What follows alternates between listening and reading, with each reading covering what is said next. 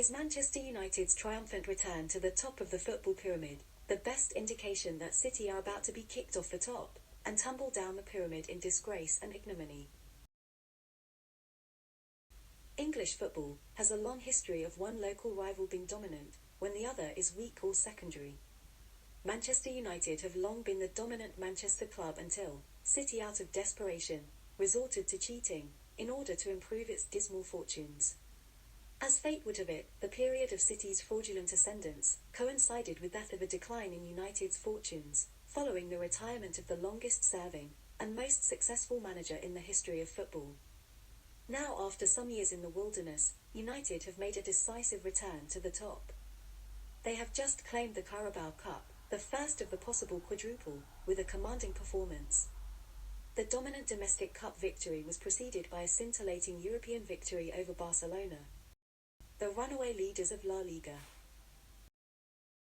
United, who have now turned the Premier League title chase into a three-horse race, are still going strong in the FA Cup. So, in the long-standing tradition of karma and English football, does United's ascendance signify the beginning of the end for City? As United are storming back to the top of football at home and abroad, City is tottering and about to fall off the top in dramatic and spectacular style. City, who have long been engulfed in a financial fair play scandal in England and Europe, are now at risk of being kicked out of the Premier League.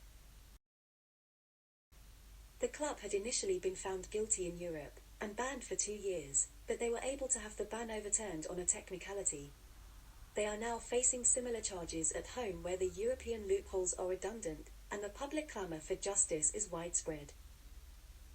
As United are setting a sterling example of how to compete and win cleanly, City have become the Lance Armstrong of football, facing the ignominious prospect of being stripped of all their fraudulently acquired titles.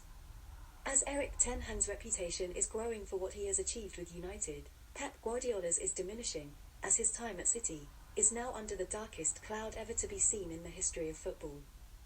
As United players are reaping the rewards of their hard work and talent, City's players are defending themselves against accusations of complicity in the club's fraud. As United fans are reveling in their renaissance, City fans are bracing themselves for the hard landing following their ejection from the Premier League. As world-class footballers are looking to join United, they are steering clear of City. As suitors are lining up to buy Manchester United, those involved with City are looking for their exits.